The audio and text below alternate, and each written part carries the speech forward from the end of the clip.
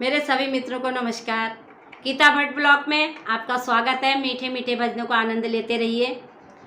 एक एक बार भजन को जरूर सुन लीजिएगा। मेरी मैया के रूप अनेक जगत को प्यारे लगे, महामाई के रूप अनेक जगत को प्यारे लगे, जगदम्बा के रूप अनेक जगत को प्यारे लगे, मेरी मैया के रूप अनेक जगत को प्यारे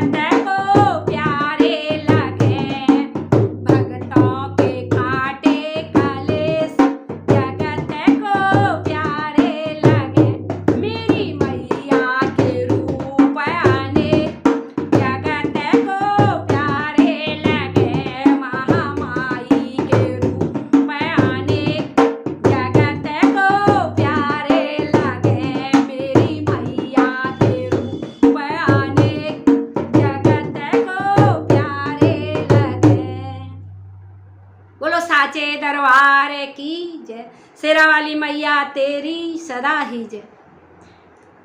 गीता भट्ट ब्लॉग में आपका स्वागत है। यदि भजन अच्छे लगें लाइक कीजिएगा, शेयर कीजिएगा।